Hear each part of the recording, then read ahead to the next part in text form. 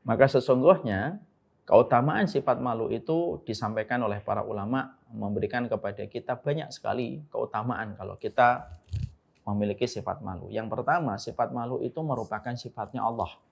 Sehingga ketika kita senantiasa memompa diri kita, menempa diri kita, mengasah diri kita untuk senantiasa memiliki sifat malu di dalam perjalanan hidup kita, maka kita telah memiliki adab sebagaimana sifatnya Allah.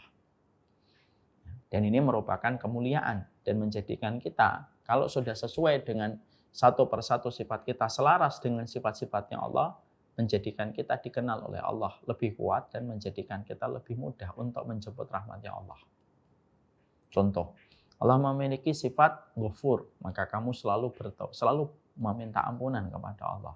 Selamat datang di channel Langkah Iman Istiqomah. Jangan lupa like, komen, dan subscribe. Dan semoga kita semua mendapatkan ilmu yang bermanfaat. Amin. Alhamdulillah, tentunya senantiasa kita bersyukur kepada Allah atas setiap nikmat yang Allah berikan pada kehidupan kita. Sesungguhnya nikmat dari Allah itu terkadang Allah tidak memberi apa yang kita mau, tetapi Allah pasti memberi apa yang kita butuhkan dan takarannya tidak pernah meleset.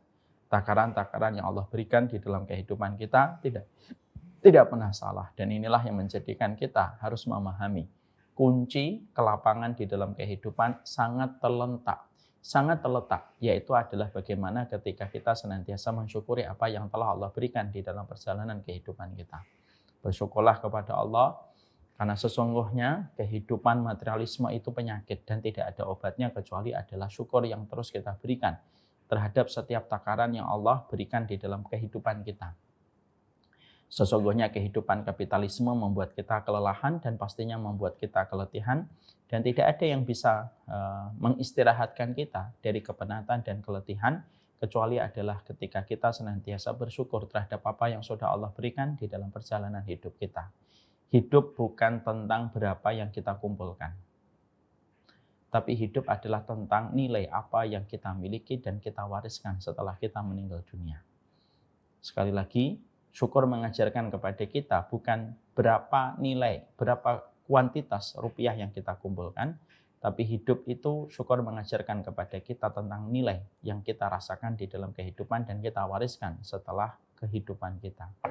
Inilah yang menjadikan kita menata kesyukuran kita setiap waktunya, setiap saatnya. Semoga Allah memberikan kepada kita hati yang mudah bersyukur kepadanya. Dan semoga kita tidak terlenakan dan tidak terlalaikan dengan banyaknya harta. Sekali lagi, syukur itu lebih berat daripada sabar. Makanya para ulama sampai mengatakan, dari para sahabat Nabi, kami dulu diuji dengan kesempitan, kami mampu untuk bersabar. Tapi ketika kami diuji dengan kelapangan, sedikit sekali di antara kami yang mampu bersyukur. Kadang-kadang gula itu membuat kita terlena. Saya pernah mendengar seorang dokter itu berkata, penyakit gula itu bisa menjadikan deteksi semua penyakit di dalam tubuh itu menjadi hilang. Ya, deteksinya itu jadi hilang. Karena apa? Penyakit gula itu nutupin semua tanda-tanda dan gejala-gejala pada penyakit tubuh manusia. Sehingga ketika orang itu sudah gula itu, maka sesungguhnya harus sering untuk medical check up katanya. Seorang dokter pernah mengatakan itu. Sama pula, kadang-kadang kenikmatan itu terkadang begitu mudah menjadikan kita terlena dan begitu mudah menjadikan kita terlalaikan.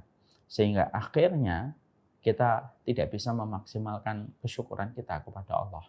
Sekali lagi, sabar itu dalam beberapa hal lebih berat, lebih gampang daripada kesyukuran. Semoga Allah menganugerahkan kepada kita sifat kesyukuran kita setiap waktu dan setiap saat. Di dalam setiap makna rezeki yang Allah takarkan untuk kita dan setiap karunia yang Allah berikan kepada kita. Kepada Allah kita bersyukur dan kepada Allah kita memohon pertolongan supaya kita diberikan hati dan jiwa yang senantiasa bersyukur. Keluarga besar Ciniro yang semoga Allah rahmati. Tentunya kita sangat memahami sekali bahwasanya tidak setiap orang yang menginginkan kebaikan surga itu mendapatkan surga. Fakam min muridil khair la yusibuh. Berapa banyak orang yang menginginkan kebaikan tidak semuanya mendapatkan kebaikan itu, kata Abdullah bin Mas'ud. Ada yang ingin berharap untuk mendapatkan surga, tetapi belum tentu dia bisa mendapatkan surga. Karena banyak hal. Bisa jadi karena caranya salah, bisa jadi karena jalannya salah, bisa jadi karena petunjuk dan peta yang dia lewati adalah salah. Sehingga akhirnya tidak setiap orang yang mereka itu menginginkan surga itu mendapatkan surga. Perkataan Abdullah bin Mas'ud ketika mengatakan fakam min muridil khair la yusibu, berapa banyak orang yang menginginkan kebaikan dan kebaikan surga, tidak semuanya mendapatkan surga. Ini akan menjadi lebih terang lagi ketika kita mengkaitkan dan mengkorelasikan dengan dua ayat pada surat Al-Ghasyiyah. Ayat yang ketiga dan ayat yang keempat. Ketika Allah berfirman, amilatun nasibah tasla naron hamiyah. Berapa banyak orang yang mereka kepayahan, mereka keletihan ketika mereka melakukan amal, tapi kepayahan dan keletihan di dalam amal mereka tidak memasukkan mereka ke surga, tetapi justru menjerumuskan mereka ke dalam neraka yang menyala-nyala. Amilatun nasibah tasla naron hamiyah. Tetapi mereka mendapatkan api neraka yang menyala-nyala. Ayat ini pernah membuat seorang Umar bin Khattab radhiyallahu anhu meneteskan air mata. Ayat ini pernah membuat seorang Umar bin Khattab radhiyallahu anhu meneteskan air mata. Ketika kejadiannya adalah pada satu waktu Umar bin Khattab berdiri di depan gereja. Tentunya Umar bin Khattab orang yang paling toleran, ya. Dan salah satu di antara makna toleran itu bukan mencampur adukan ibadah, tapi memberikan hak untuk beribadah kepada setiap agama dengan cara yang mereka lakukan dan tidak mengusik keyakinan mereka. Umar bin Khattab pada masa kekhilafahannya, maka beliau tidak pernah mengganggu dan mengusik agama-agama yang lain dalam setiap proses ibadah yang mereka lakukan. Maka Umar bin Khattab pernah berdiri di depan gereja, lalu mendapati orang lalu lalang masuk keluar gereja dengan berbagai macam aktivitas yang mereka lakukan. Ada yang kepayahan membersihkan, ada yang kepayahan membawa barang ini, ada yang keletihan membawa barang itu. Maka seketika Umar bin Khattab ketika melihat kejadian itu dan dia juga menjumpai ada pendeta, ada biarawan yang mereka juga sampai tidak menikah gitu ketika mereka menjalankan proses agama mereka, maka pada saat itu Umar bin Khattab itu menangis. Lalu ada seorang yang bertanya kepada Umar bin Khattab, "Ma yubkika ya Umar? Apa yang membuatmu menangis wahai Umar?" Lalu seketika Umar bin Khattab itu membacakan dua ayat di dalam surat Al-Ghasyiyah yang tadi baru saja kita bacakan, ayat yang ketiga dan yang keempat. Amilatun nasibah tasla naron hamiyah. Berapa banyak orang yang kepayahan dan keletihan di dalam beramal tapi tidak mendapatkan surga, tetapi justru mendapatkan api neraka yang menyala-nyala. Disitulah kita harus paham bahwasanya semua agama mengajarkan kebaikan. Tetapi agama yang mengajarkan kebenaran hanyalah satu, mutlak itu hanyalah Islam. Maka inilah yang menjadikan kita akhirnya paham, ternyata berapa banyak orang yang menginginkan surga tetapi belum tentu mendapatkan surga. Dan berapa banyak di antara agama Yahudi, para pemeluk agama Nasara, kalau mereka ditanya, mereka ingin kemana pada perjalanan setelah kematiannya, mereka pasti mengatakan ingin ke surga.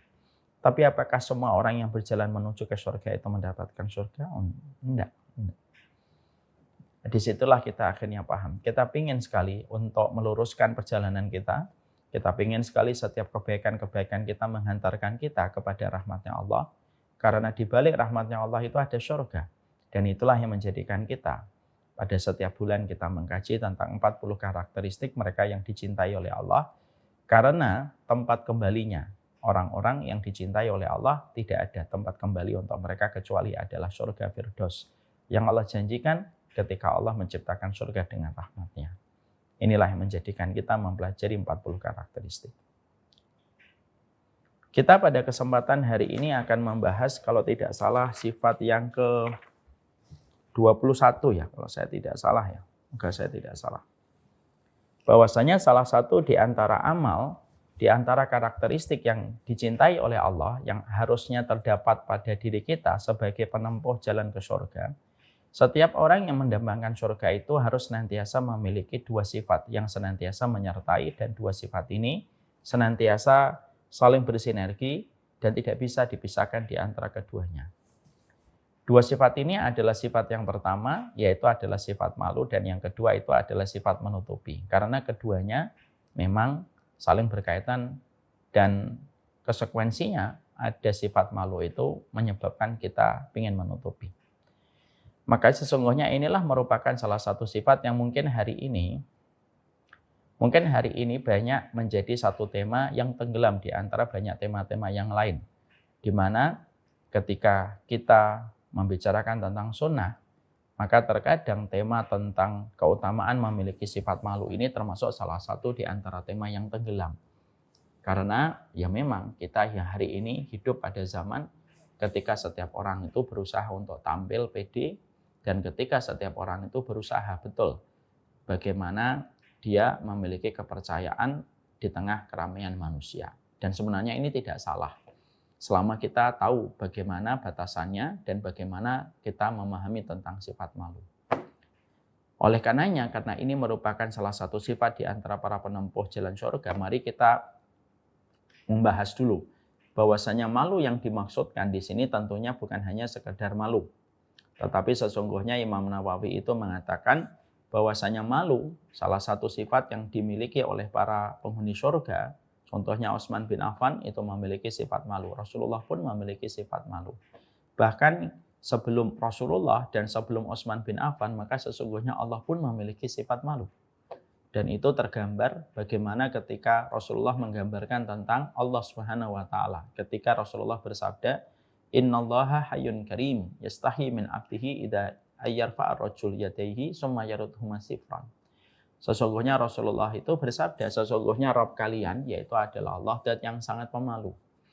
Maka saking pemalunya Allah, Allah itu malu kepada hambanya kalau ada hambanya mengangkat tangan meminta sesuatu kepada Allah, lalu hamba itu menarik tangannya dalam kondisi kosong.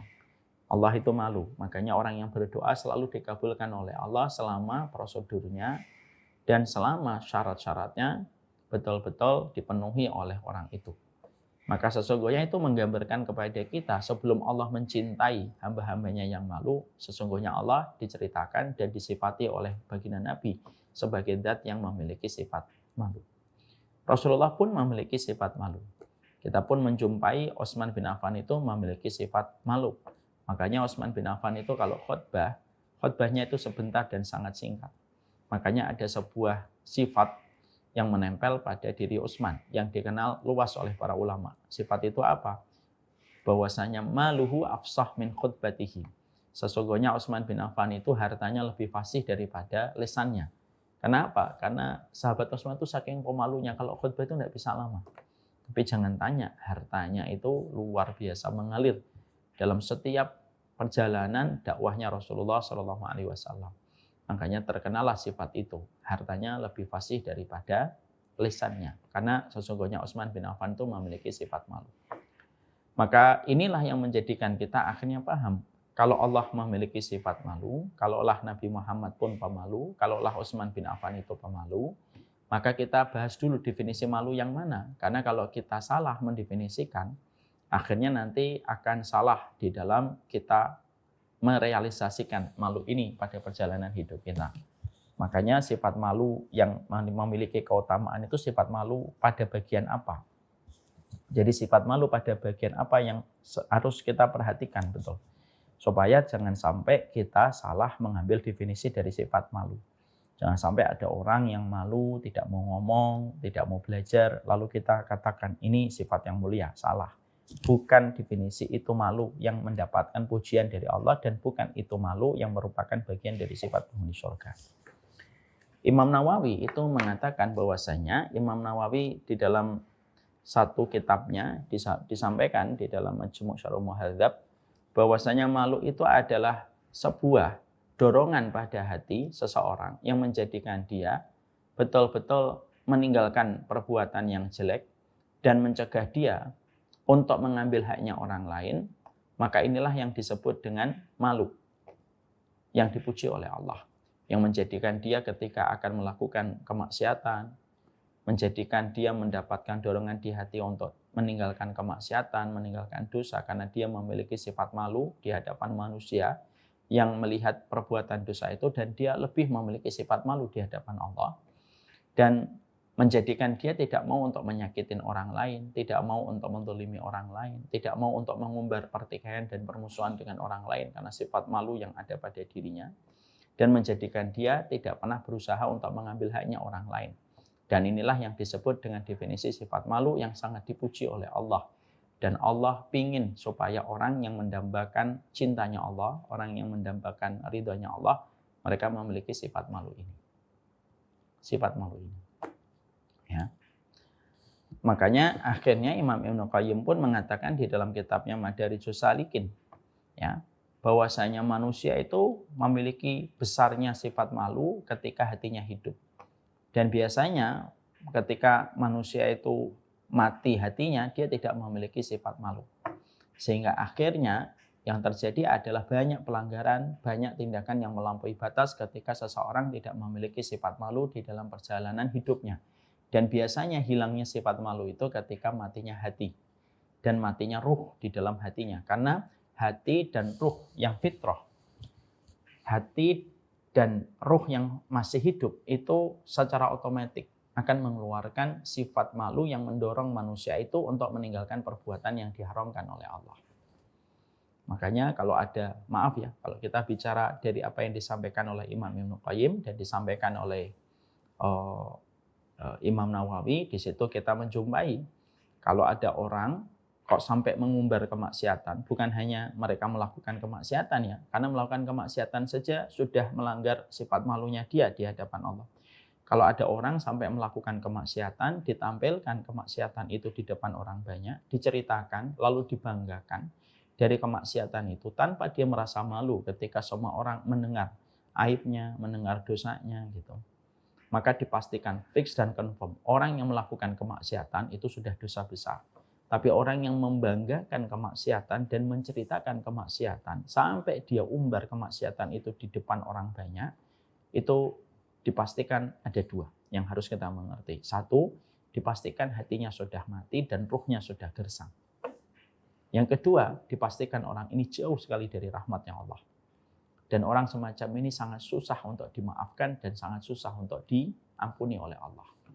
Ketika dia sudah kehilangan sifat malunya, raib entah kemana, punah, lalu dia membanggakan dosanya, maka sesungguhnya sifat malu ini menunjukkan bahwasanya hatinya sudah mati dan ruhnya sudah gersang. Dan tentunya susah dimaafkan. Makanya Rasulullah SAW bersabda dalam satu riwayat Muslim, kullu ummati mu'afan illal mujahirin. Sesungguhnya setiap umatku selama mereka melakukan dosa maka masih bisa dimaafkan oleh Allah. Illa, kecuali mujahirin. Mujahir. Ya, ingat ya, kayak ikan mujair, tapi ini dalam bahasa Arab mujahirin.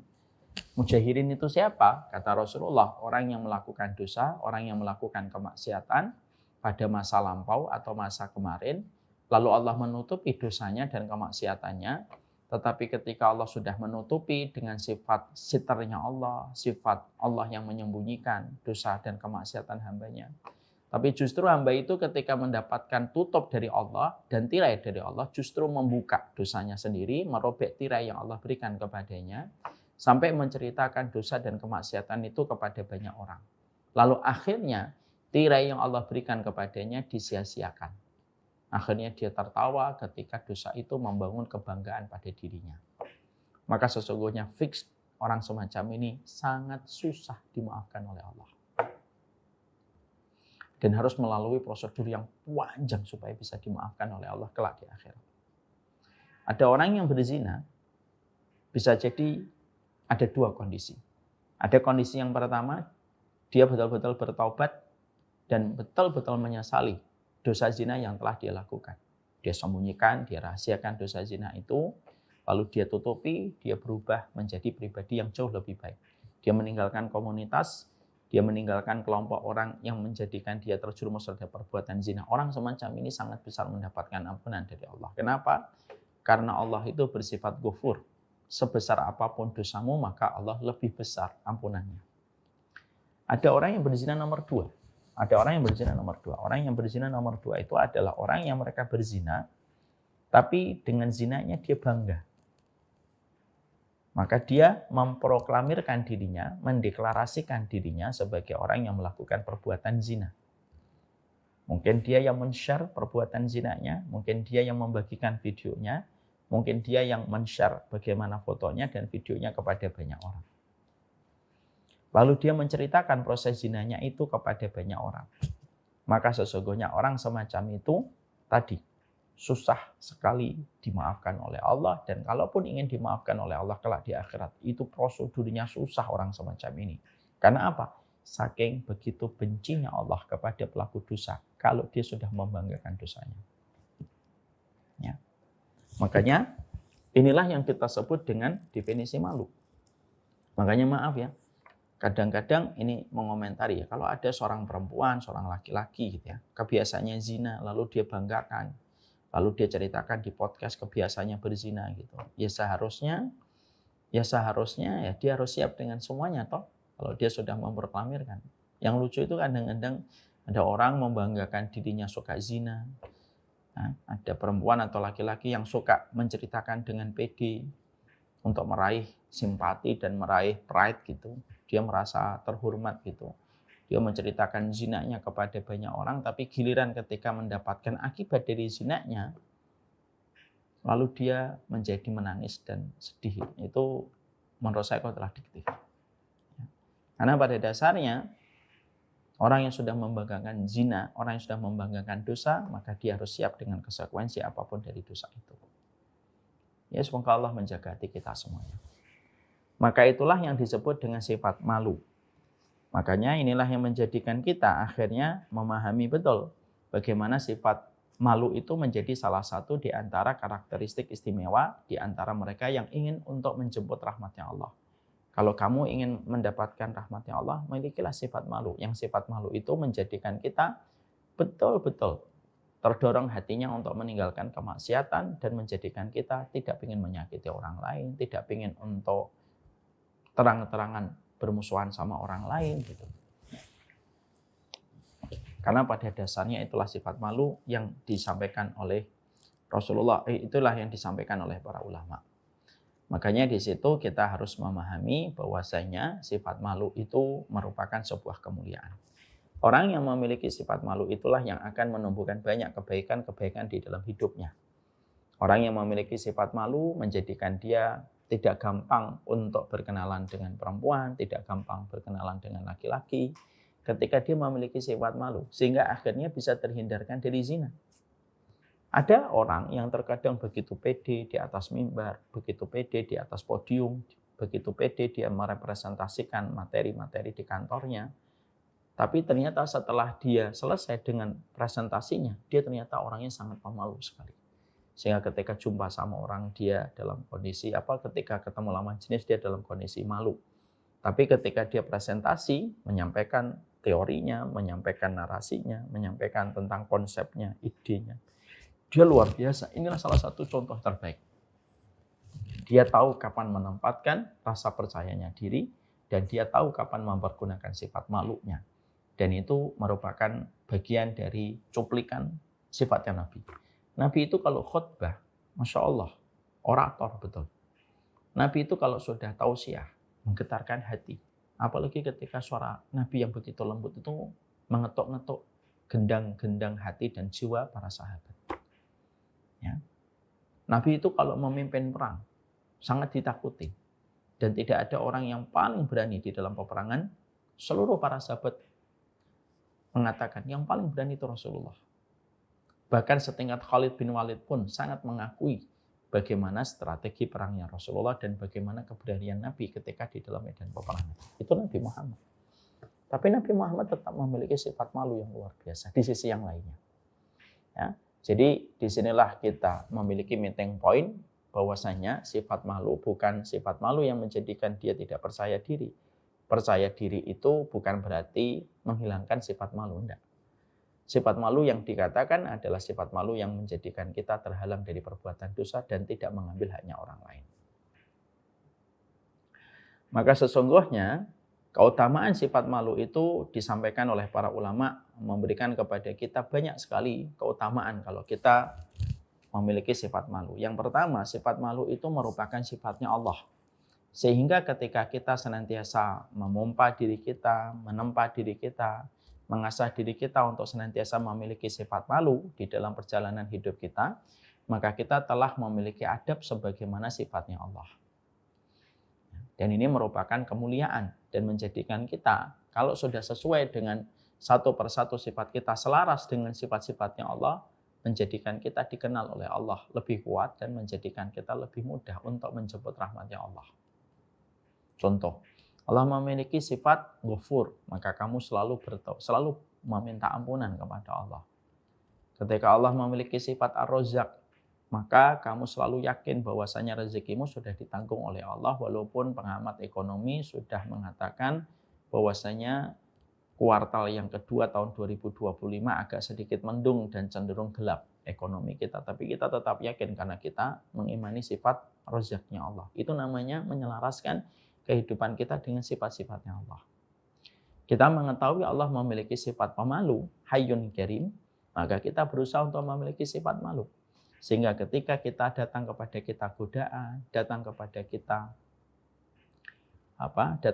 kita tawaran-tawaran kemaksiatan, maka menjadikan kita menolak tawaran-tawaran itu yang menggiurkan ketika itu perkara yang haram, maka berkesesuaian dengan sifatnya Allah tadi. Sifat malunya kita sesuai dengan sifat yang Allah miliki dari sifat malu. Maka sesungguhnya itu yang akan menjadikan posisi kita kuat di sisi Allah. Dan tentunya mudah mendapatkan rahmat Allah. Dan malu itu memang efeknya bisa kemana-mana. Ada pejabat. Maka ketika tawaran kepadanya dengan deal-deal dan kerjasama di bawah meja. Lalu dia membayangkan, Masya Allah ya.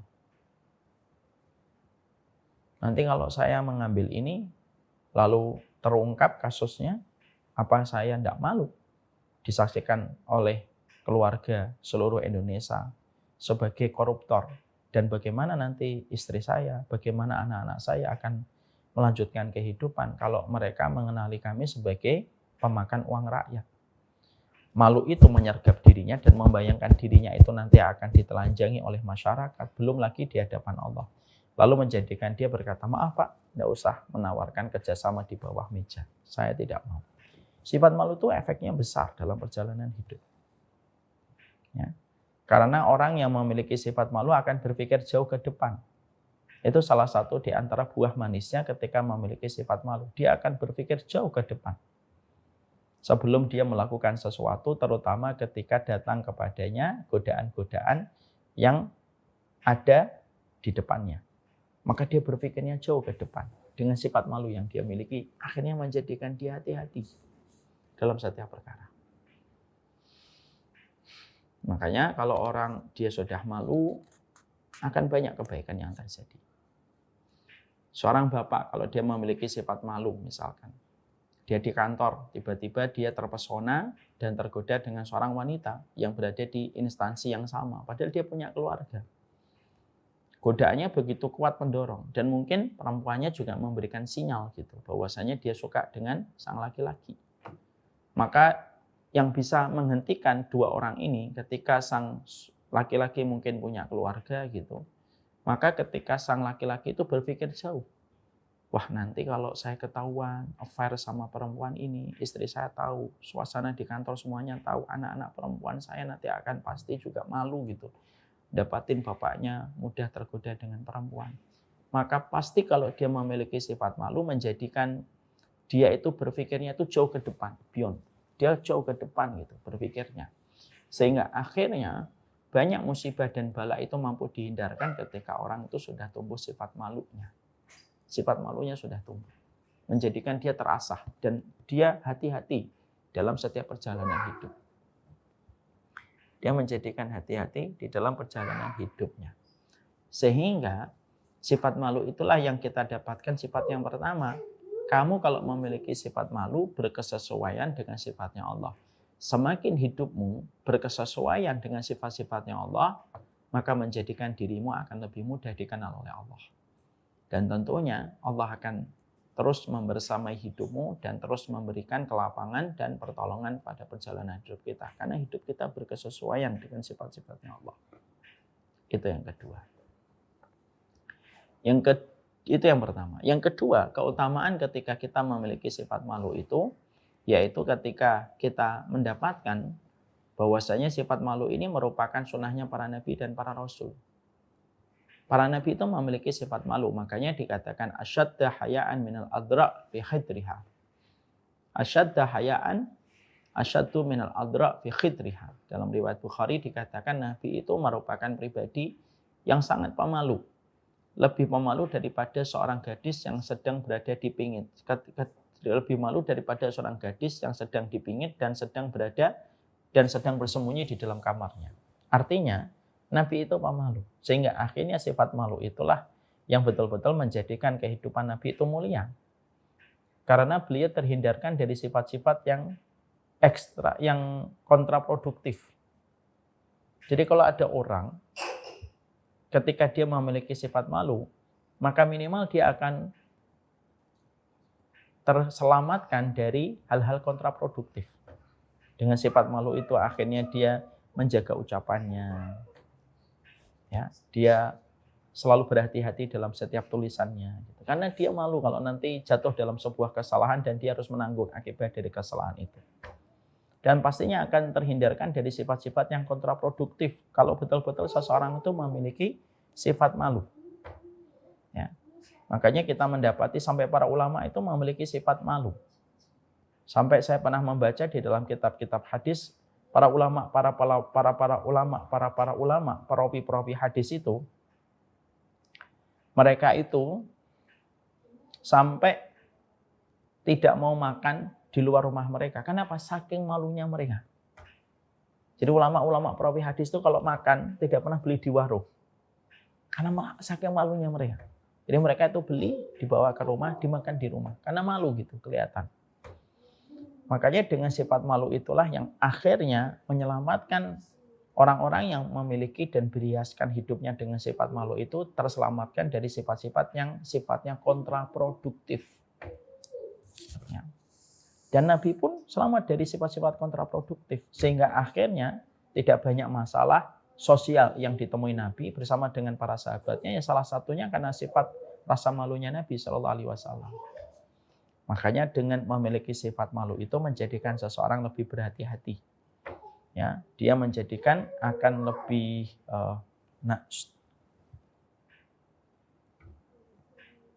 ambil lagi ngisi. Sehingga akhirnya menjadikan dia akan terkontrol dengan sifat malu itu. Jadi bukan hanya menjadikan pemilik sifat malu itu berpikir jauh, tapi sifat malu itu bisa mengontrol dalam kebaikan. Ya. Makanya maaf, kalau seorang perempuan memiliki sifat malu dan dia tahu bagaimana mengiris sifat malu yang harus dia miliki dan kapan dia harus percaya diri ketika dia memiliki potensi dan memiliki kemampuan komunikasi yang baik, tapi dia tetap memiliki sifat malu, maka sesungguhnya Masya Allah itu. Perempuan semacam ini harganya mahal. Karena apa? Dia memiliki sifat malu yang menjadikan dia terjaga dari segala macam noda kemaksiatan dan segala macam dosa-dosa yang bisa mengenai kepada dirinya dengan sifat malu. Ya, saya pernah menjumpai ada seorang perempuan itu cerita dalam sebuah konsultasi saat itu di direct message-nya Instagram dibacakan oleh admin. Jadi ada seorang perempuan itu saking malunya, dia pernah bertanya pertanyaan semacam ini. Saya itu pernah ngurus KTP atau KK, saya lupa. Ketika pengurusan itu, kami mendapatkan instruksi untuk difoto. Maka pada saat ketika mau tanda tangan setelah itu, ketika difoto saya sangat malu. Gitu. Dan ketika akan tanda tangan saya secara tidak langsung, tidak sengaja tersentuh oleh petugas adminnya. Pertanyaannya apa? Pertanyaannya ibu dan bapak mungkin tidak menduga. Ini jujur pertanyaan yang ditujukan ke kita. Insya Allah bukan untuk settingan dan bukan untuk gimmick. Pertanyaannya itu bagus. Pertanyaan itu Masya Allah membuat kita itu hampir, ya Allah masih ada orang-orang semacam ini. Pertanyaannya itu, gimana caranya saya untuk menebus kesalahan saya ketika tangan saya tersentuh dengan laki-laki yang tidak mahram bagi saya. Itu yang pertama. Yang kedua, gimana ya caranya saya untuk menutupi rasa malu ketika saya difoto oleh seorang laki-laki. Karena pada saat itu saya malu sekali ketika dikatakan di foto gitu. Dan saya tahu yang memfotonya adalah seorang laki-laki, Masya Allah. Ini memberikan kepada kita, kisah nyata ini memberikan kepada kita sebuah ibroh. Ibrohnya itu apa? Pelajarannya itu apa? Pelajarannya itu adalah Masya Allah ya, ternyata memiliki sifat malu itu menjadikan akhirnya orang itu berhati-hati betul dalam perjalanan hidupnya. Sehingga masalah-masalah yang tampaknya sepele bagi kebanyakan orang itu menjadi masalah yang sangat merisaukan dirinya. Sehingga akhirnya dia hidupnya mengevaluasi terus di hadapan Allah. Orang kalau selalu risau dengan dosa itu kan selalu mengevaluasi dirinya di hadapan Allah. Makanya yang kedua, sifat malu itu merupakan sifatnya para nabi. Dan para nabi itu malu. Mereka itu malu. Sering mereka malu. Lebih malu daripada gadis yang dipingit di dalam kamarnya. Yang ketiga, bahwasanya malu itu merupakan bagian dari iman. Jadi kalau orang itu memiliki malu, lalu Nabi mengatakan, da'hu. Ya. Fa innal haya minal iman. Hadis ini diriwayatkan dari Ibnu Umar dan memiliki latar belakang peristiwa yang terjadi. Rasulullah pernah melewati seseorang Ansor yang sedang menasihati tentang sifat malu. Seakan-akan orang ini menyalahkan temannya dengan mengatakan, kalau malu itu bisa membahayakan kamu. Maka Rasulullah SAW justru malah membela sahabat yang sedang dinasihati itu. Da'hu fa'inal haya minal iman. Biarkan kalau dia masih punya malu. Karena malu itu merupakan bagian dari keimanan. Ya. Walaupun mungkin ada banyak orang yang komen, nanti kontradiktif dong Ustaz, nanti bisa menjadikan dia tidak berkembang. Makanya tadi saya sampaikan dari awal. Bedakan antara kepercayaan diri dengan sifat malu. Karena keduanya itu teritorialnya berbeda. Saya pernah mendapati ada seorang laki-laki masih muda, punya kepercayaan diri ketika merepresentasikan idenya, gagasannya, dengan sangat percaya diri. Tapi giliran ketika sudah selesai, kita ngobrol, sangat pemalu sekali ternyata. Padahal ketika ngomong tadi itu nggak kelihatan sama sekali bahwasanya dia memiliki sifat malu. Ketika sudah selesai dia menyampaikan representasi itu langsung caranya itu kelihatan pemalu sekali. Maaf ya Ustaz kalau ada yang salah. Enggak ada yang salah saya bilang. Maka sesungguhnya disitulah kita akhirnya mendapati bahwasanya sifat malu itu merupakan bagian dari keimanan. Jadi kalau ada perempuan ketika dia memiliki sifat malu, semakin besar imannya. Sehingga akhirnya dia tidak membuka auratnya, tidak berlaku semau-maunya, ya, tidak melampaui batas. Ketika sifat malu itu akan menahan dia dari perbuatan-perbuatan yang sifatnya melampaui batas. Ya. Dan yang kelima, sifat malu itu keutamaannya apa? Sesungguhnya sifat malu pasti akan menghasilkan sikap yang baik. Dan akan menjadikan orang itu dipuji oleh Allah Subhanahu wa taala. Makanya ketika Allah mensifati kesalihan seorang wanita pada peristiwa dua orang wanita yang diambilkan air sumurnya oleh Nabi Musa alaihissalam, maka Allah mensifatinya dengan watamshi ala istihyain. Kan kita tahu peristiwa Nabi Musa ketika Nabi Musa kabur setelah beliau membunuh seorang laki-laki Bani Israel. Lalu beliau kabur dan saat itu beliau berada di satu kawasan, banyak laki-laki sedang mengambilkan air sumur. Lalu ada dua orang wanita yang menunggu sabar gitu. Di tengah kerumunan laki-laki yang sibuk mengambil air. Dan dua orang wanita ini tidak mau menyeruak di antara kerumunan itu karena memiliki sifat malu. Lalu Nabi Musa mengambilkan air sumur itu untuk dua wanita tersebut. Dan ketika dua wanita itu akhirnya ingin menyampaikan terima kasih, salam dari bapaknya, maka Allah mensifatinya dengan mengatakan watamshi ala istihyain. Salah satu wanita itu berjalan dengan penuh rasa malu ketika dia akan mengutarakan salamnya dari bapak mereka untuk Nabi Musa. Dan itulah yang akhirnya menjadi istrinya Nabi Musa alaihissalam. Maka akhirnya disitulah kita mendapati bahwasanya sifat malu itu menghasilkan banyak kebaikan. Ya. Makanya di tengah zaman hari ini kalau ada seorang perempuan tidak memiliki sosmed gitu, itu harganya mahal sekali itu biasanya. Apalagi ataupun dia memiliki sosmed tapi tidak mempublish terus-menerus foto-foto yang dia miliki itu, insya Allah ada banyak kebaikan. Makanya saya mengingatkan ya, jangan mudah-mudah kita mempublish foto kita pribadi. Ya, terutama untuk kalangan wanita, terutama untuk mereka-mereka yang diberikan paras, yang membuat sebagian laki-laki itu suka terpesona melihat parasnya. Hati-hati. Ya. Jangan sampai ketika kita terlalu mengekspos paras kita, mempublish foto kita di tempat publik, maka justru akan menjadi mudarat untuk kita, karena sesungguhnya tidak setiap laki-laki yang melihat fotomu, melihat parasmu dalam bentuk foto, tidak semua hatinya bersih. Tidak semua hatinya bersih. Ya, makanya kita mengingat kasus dulu 2 tahun 3 tahun yang lalu kita pernah digemparkan sebuah kasus, ada laki-laki yang dia mengkoleksi perempuan-perempuan bercadar, sampai perempuan bercadar pun dikoleksi untuk memuaskan syahwatnya di kamar mandi. Naudzubillah min dzalik. Itu saja sudah kita mengetahui ya, laki-laki itu kalau sudah rusak hatinya, sampai wanita bercadar tinggal mata saja itu pun masih memancing syahwatnya. Ya. Makanya akhirnya sifat malu itu yang keempat, keutamaannya apa? Sifat malu yang keempat itu menjadikan kita akhirnya mendapatkan banyak kebaikan. Sifat malunya wanita yang tadi, ketika dia berjalan dengan rasa malu ketika menyampaikan salam bapaknya kepada Nabi Musa, menjadikan dia akhirnya bersuamikan seorang Nabi dan seorang Rasul ulul azmi, yaitu adalah Nabi Musa alaihi salam. Ya. Untuk menggambarkan kepada kita bahwasanya, kata Rasulullah di dalam hadis riwayat Bukhari Muslim, al-haya'u la ya'ti illa bi khairin. Sesungguhnya rasa malu itu tidak mendatangkan kecuali adalah kebaikan.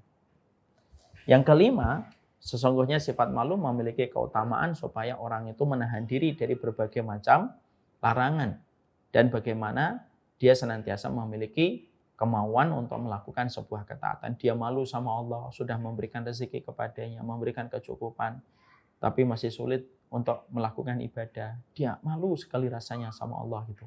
Nikmatnya sudah banyak, kehidupan sudah dimudahkan oleh Allah, persoalan-persoalan dalam hidupnya diberikan jalan keluar oleh Allah. Lalu dia merasa bahwasanya amalannya masih apa adanya, amalannya masih ala kadarnya, maka dia merasa malu sekali. Maka inilah salah satu di antara bentuk sifat malu yang menjadikan dia memaksimalkan ketaatan supaya dia tidak memiliki sifat malu supaya dia tidak malu di hadapan Allah dan menjadikan dirinya itu terjaga dari perbuatan dosa. Makanya sebagian ulama lalu mengatakan sifat malu yang paling utama itu malu sama Allah dulu sebelum kita malu kepada manusia. Semakin malu kepada Allah, maka dimanapun kita berada, maka tidak akan menjerumuskan kita kepada dosa. Kalau kamu punya sifat malu, walaupun kamu di kamar sendirian, tertutup, terkunci, tidak ada CCTV, tidak ada siapapun yang melihat, tapi kalau kamu memiliki sifat malu, maka kamu akan jujur kepada Allah walaupun di kamar sendirian. Ketika rasa malu itu ada di dalam hatimu dan menjadikan kamu tidak melakukan maksiat. Sifat malu itu yang akan menjadikan kita senantiasa steril handphone kita dari berbagai macam hal yang buruk dan berbagai macam hal yang mengundang murkanya Allah. Ketika kita memiliki sifat malu kepada Allah. Karena sifat yang malu yang paling utama itu sifat malu kepada Allah. Yang berbahaya itu apa? Orangnya malu di depan orang lain, tetapi dia menjadi manusia yang paling liar kalau dia di tengah kesendirian tidak memiliki rasa malu kepada Allah. Makanya ada sebuah kata-kata yang membuat kita berdoa semoga kita terhindar dari sifat ini. Ada orang yang menjadi walinya Allah di tengah keramaian, tapi menjadi walinya setan di tengah kesendirian. Jadi kalau di tengah banyak orang kelihatan taat, kelihatan bagaimana dia malu melakukan dosa di depan orang banyak. Tapi justru nanti ketika sendirian, nampak ini nggak ada rasa malunya sama sekali di hadapan Allah. Dan inilah yang menjadikan kita memahami sifat malu. Ya, sifat malu yang paling besar itu adalah sifat malu kepada Allah Subhanahu wa taala.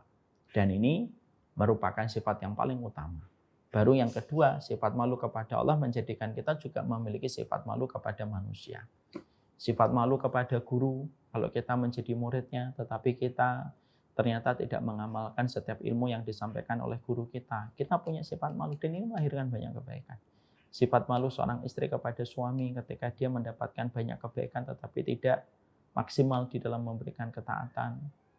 kepada sang suami, sifat malunya suami kepada istri ketika dia merasa telah diberikan keturunan dari istrinya tetapi dia tidak memberikan yang terbaik kepada istri dan keluarganya. Ini sifat-sifat malu kepada manusia dan ini juga akan mendorong banyak kebaikan-kebaikan pada perjalanan kualitas kehidupan manusia itu sendiri. Maka sesungguhnya itulah sifat malu. Nah, sifat malu ini lalu disambung dengan sifat menutupi. Artinya menutupi itu apa? Yaitu menutupi dari segala macam hal. Artinya menutupi aurat kita. Ini termasuk menutupi. Ya, tidak memperlihatkan lekuk tubuh kita. Ini termasuk sifat menutupi. Karena sesungguhnya ketika kita memiliki sifat malu, maka pasti kita akan memiliki sifat menutupi. Menutupi itu artinya adalah kita menutupi perkara-perkara yang Allah perintahkan bagi kita untuk menutupinya. Dan sifat menutupi ini, Masya Allah, sifat menutupi ini juga menjadikan kita kalau kita sudah pernah melakukan dosa, sudah pernah melakukan kemaksiatan, maka kita betul-betul menutupi setiap dosa dan kemaksiatan dan tidak perlu kita umbar dosa itu dan kemaksiatan itu kepada siapapun. Makanya maaf, kalau ada seorang wanita, dia memiliki masa lalu yang kelam, lalu dia bertobat, lalu dia berhijrah. Setelah itu dia menikah, maka tidak ada kewajiban wanita itu untuk menceritakan lembaran kelam dan lembaran hitamnya kepada sang suami. Dan sang suami tidak boleh tanya, kamu sebelum saya nikahin, apa saja yang sudah kamu lakukan? Itu tidak boleh nanya semacam itu. Kenapa? Karena sudah ditutupi sama Allah. Kamu orek-orek dan kamu berusaha merobek tirainya Allah. Tidak boleh. Banyak laki-laki itu hari ini kalau mereka menikah, bukan banyak ya, adalah beberapa kasusnya, bahwasanya beberapa kasus yang terjadi ada laki-laki ketika mereka menikah, maka mereka itu menyelidiki latar belakang istrinya dulu. Dan apa saja yang telah dilakukan istrinya dulu sebelum menikah dengan dirinya. Kamu dulu pacarnya siapa aja, orang mana aja, ngapain aja, sudah ngapain aja, sudah sampai zina ya kamu dulu ya. Ini tidak boleh dan ini termasuk dosa. Kenapa ini termasuk dosa? Karena kamu berusaha untuk merobek tirai yang Allah berikan kepadanya. Sama pula ketika seorang istri, lalu dia menikah, lalu dia mungkin menikah, lalu dia pernah mendengar selentingan-selentingan kabar tentang suaminya, tentang kabar ini, kabar itu. Jangan kamu selidiki. Biarkan itu menjadi masa lalunya yang dia tutupi dan tidak perlu kamu umbar-umbar dan tidak perlu kamu buka-buka lagi. Kamu dulu sama siapa, Mas? Ngapain aja dulu kamu? Jangan-jangan dulu kamu gini juga ya? Jangan-jangan kamu begitu ya? Ini tidak boleh. Ini berarti kamu sengaja untuk memberanikan dirimu untuk merobek tirai yang telah Allah berikan kepada dirinya. Makanya setiap dosa dan setiap kemaksiatan yang telah dilakukan dan telah dikerjakan, maka sesungguhnya biarkan saja itu menjadi masa lalunya dan tidak perlu bagi kita untuk mengorek-ngorek apa yang telah terjadi di masa lalunya. Bahkan kalau pasangan kita mencoba untuk kalaupun pasangan kita sendiri ingin mencoba untuk menceritakan sendiri dosanya, maka tutupi, katakan kepadanya, "Enggak, Mas, ittaqillah, bertakwalah sama Allah, enggak usah diceritakan apa yang pernah menjadi masa lalumu. Enggak usah, kamu enggak perlu tahu." Kita nasihatin dia supaya dia betul-betul terselamatkan dari perkara yang dibenci oleh Allah. Karena Allah itu memiliki sifat malu tadi, itulah yang menjadikan Allah menutupin. Dikasih tutup, dikasih tirai, dikasih tirai, dikasih tirai. Jangan sampai disia-siakan tirai dari Allah. Ya, dan itu merupakan perkara yang sifatnya itu bersambung dan terkoneksi. Malu dan menutupi, malu dan menutupi. Kalau kamu punya sifat malu, nggak mungkin ngomongkan cerita dosamu, karena saking malunya dosa itu. Makanya maaf ya, mendapatkan dosa saudara kita itu berat. Jadi kalau bapak, kalau emas dan mbak, abang dan teteh, kalau ada di antara kita sampai tahu dosanya orang lain, itu justru berat. Kenapa? Karena semenjak kita tahu dosanya orang, kita akan dilihat oleh Allah apakah kita nutupin atau tidak. Sekalinya kamu membuka, maka kamu akan dibuka dosamu. Makanya salah satu doanya Imam Ahmad apa? Ya Allah, tutupilah aib guruku. Itu doanya Imam Ahmad. Dan kita pun sebenarnya boleh berdoa, ya Allah tutupilah auratnya kaum muslimin supaya saya tidak perlu tahu dosanya orang. Karena mengetahui dosanya orang itu bukan kebaikan, mengetahui dosanya orang itu berat. Satu, menjadikan kamu akan meremehkan dia. Yang kedua, bisa jadi ketika meremehkan, dia bertobat dan tobatnya diterima, tapi kamu tetap meremehkan, padahal dia sudah diterima lagi oleh Allah. Dan bisa jadi dosamu juga akan dibuka kalau sekalinya kamu membuka dosa yang telah kamu ketahui dari saudaramu. Makanya kita ini, kalau dengan kita malu, maka kita akan meminta dengan sifat malunya kita apa? Ya Allah, tutupilah dosa-dosa saudara-saudaraku. Tidak perlu saya tahu. Saya malu mengetahui dosa-dosa mereka karena saya juga tidak lepas dari dosa. Tutupilah aib suamiku, tutupilah aib istriku, tutupilah aib anakku, tutupilah aib pakdiku, tutupilah aib pamanku, tutupilah aib manajerku, tutupilah aib ownerku, tutupilah aib tetanggaku, supaya kita tidak perlu tahu dosa-dosa mereka. Karena apa? Tidak mengetahui dosa orang lain itu lebih ringan untukmu. Ya. Ignoring is blessing. Tidak tahu itu kadang lebih berkah untuk kita. Jadi jangan malah kita itu, kalau ada orang cerita, saya itu pengen ceritakan dosa, maka kita harus nanya, apakah sepenting itu dosa itu mau diceritakan? Kalau dia mengatakan iya karena berkaitan tentang solusi yang ingin saya dapatkan. Kalau begitu enggak apa-apa. Tapi itu konsekuensinya berat. Tapi kalau dia mengatakan enggak, dosa ini saya ceritakan supaya ya enggak apa-apa aja saya pengen cerita. Enggak usah cerita, enggak usah tahu. Sifat malu yang menjadikan kita tidak perlu tahu dosanya orang.